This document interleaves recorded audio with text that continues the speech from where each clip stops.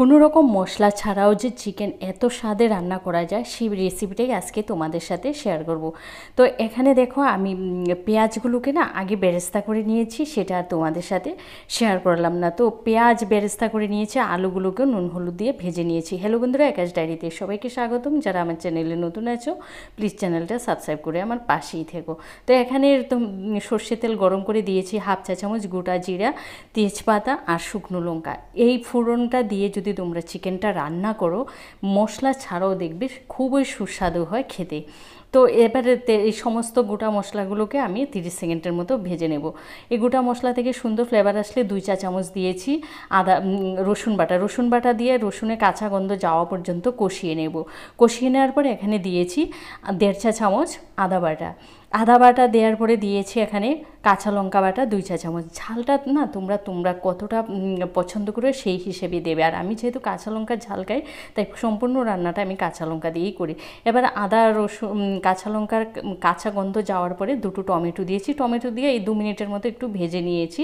টমেটোটা এখানে নরম করার কোনো প্রয়োজন নেই। তারপরে দিয়েছি 2 চা চামচ কাশ্মীরি লঙ্কার গুঁড়া আর 1.5 চা চামচ দিয়েছি হলুদ গুঁড়া দিয়ে বেশ 5-6 মিনিটের মতো মশলাটাকে কষিয়ে নেব।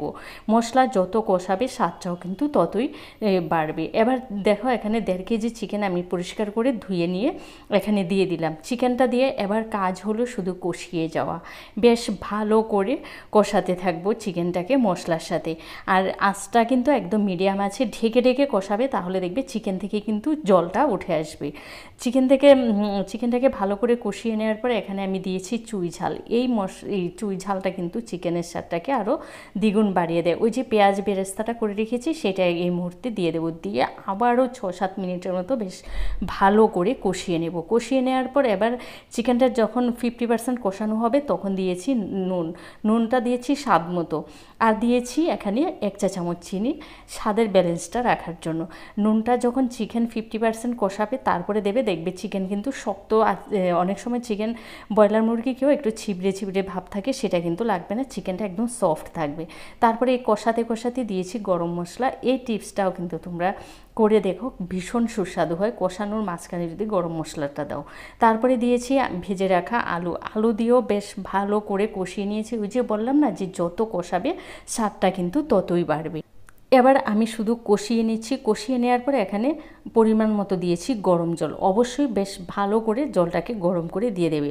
গরম জলটা দিয়ে আমি 7-8 মিনিটের মতো ফুটিয়ে নেব। কষাতেই কিন্তু আলুটা আমার সেদ্ধ হয়ে গেছে, আর যেটুকুন সেদ্ধ হওয়ার বাকি ওই জলটা যখন ফোটাবো তখন সেদ্ধ হয়ে যাবে। এবার দিয়েছি আর 1 চা চামচ গরম মশলার গুঁড়োটা দিয়ে বেশ ভালো করে মিশিয়ে আমি গ্যাসটা বন্ধ করে দেবো। গ্যাসটা বন্ধ করে দিয়ে ঢাকা চাপা দিয়ে রেখে দেবো আরও 3 থেকে 4 মিনিট।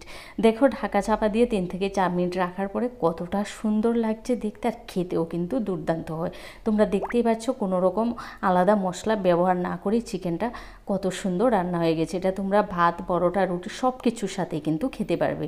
ভিডিওটা ভালো লাগলে লাইক কমেন্ট শেয়ার করতে বলো না। আর যারা সাবস্ক্রাইব কেটে নিচ্ছ প্লিজ তোমরা এই কাজটাও করো না। তোমরা ভালো থেকো, সুস্থ থেকো।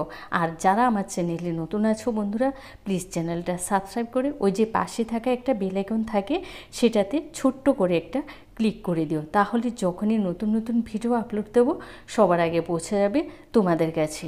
এই নতুন ভিডিও পাওয়ার জন্য তোমরা কিন্তু আমার সাথে দেখো। আবারও দেখা হবে নতুন ভিডিওর সাথে। আজকের মতো টাটা।